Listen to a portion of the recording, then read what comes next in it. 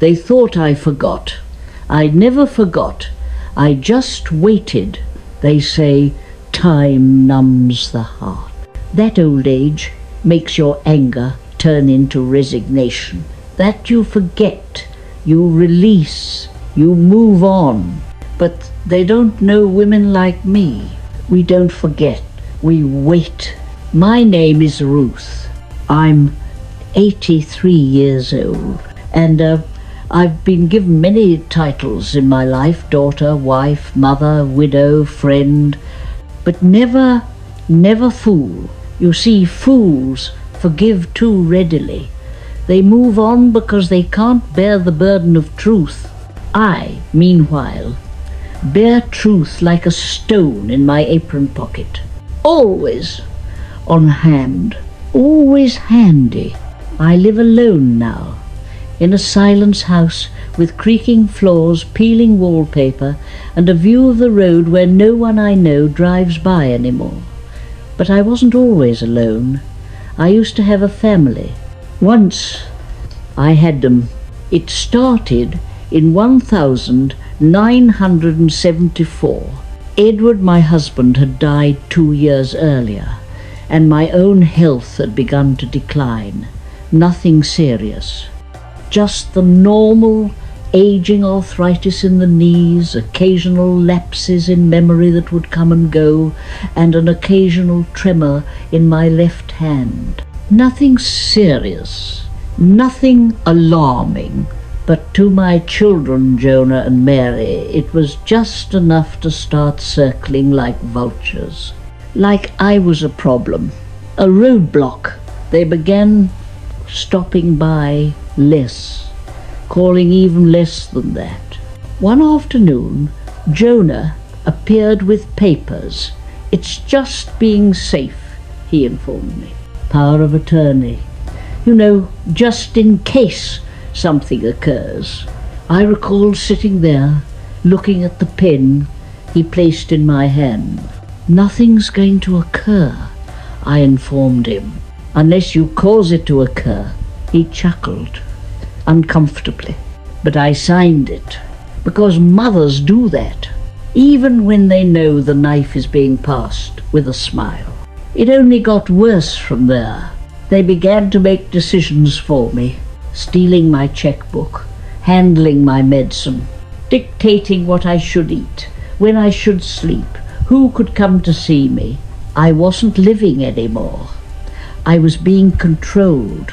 And then came the day they took away my home. "It's too big for you now," Mary said, cradling my hand as if I were made of breakable things.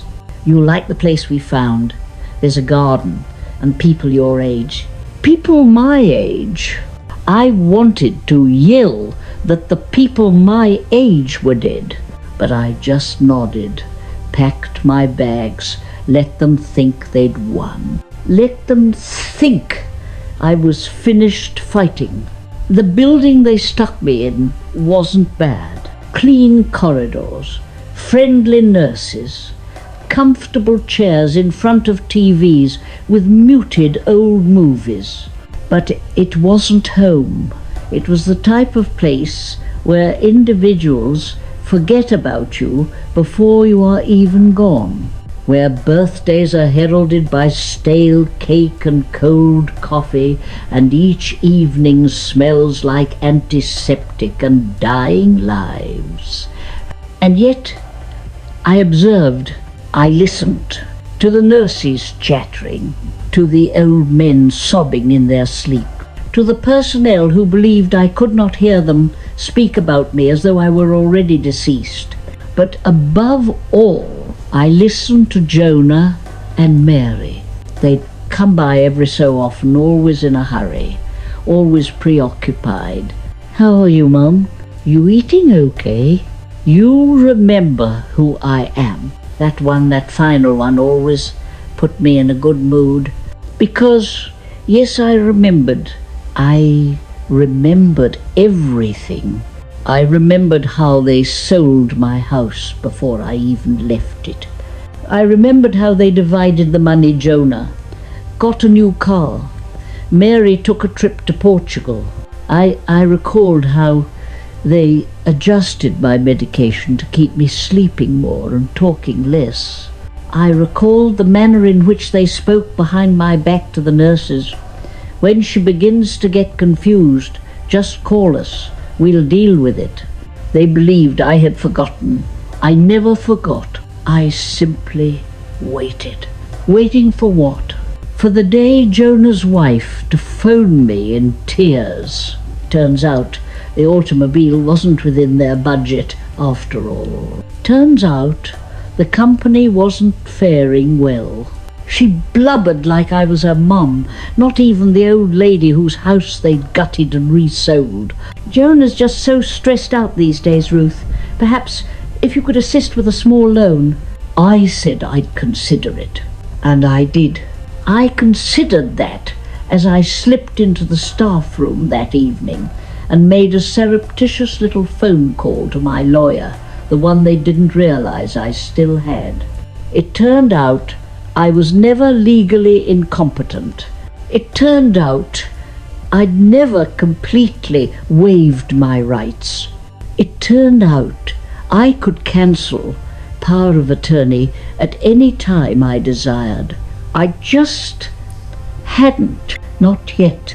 So I waited until Mary's second husband abandoned her. Waited until she needed me to sign her mortgage. Waited until the storm started banging on both their doors. Then I acted. One afternoon I requested a phone call, said I wanted to speak to the bank. Instead I talked to a woman named Margaret, my lawyer of more than 30 years. I instructed her. It was time. Within a week, papers were filed. Power of attorney lost. Access to my bank accounts locked up. All financial control in my hands.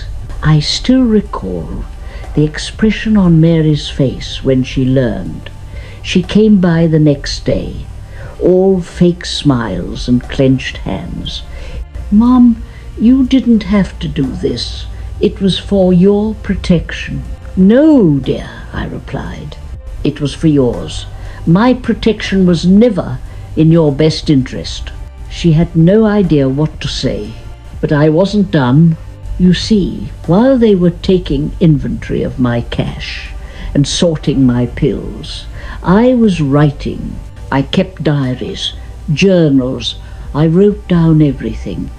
Every time a nurse administered double the dose. Every time a doctor altered my prescription without consent. Every time Jonah or Mary made a choice behind my back, and I turned it all over to Margaret. Do you have any idea what elder abuse laws are capable of doing to two professional children with reputations, careers and mortgages? Enough to keep them up late at night. Enough to make them uncomfortable. I didn't report them. I didn't have to. All I did was inform them I could. Now they come by once a week, not out of love, not out of guilt, but out of fear. They bring me flowers and feign concern. They ask how I'm doing. They never ask if I remember, because now they know I do. You see, time didn't make me soft. It made me sharp. Time didn't steal my memory. It honed it like a blade. They thought I was fading. They thought I was finished. But I was waiting for them to rot, just enough to catch the whiff of smoke behind my silence. You don't play with old women who've spent a lifetime learning to hear. We don't scream. We don't yell. We simply sit, we wait, and when the moment is right, we remind you precisely who we are. They believed I had forgotten. I never forgot. I simply waited, and now they remember.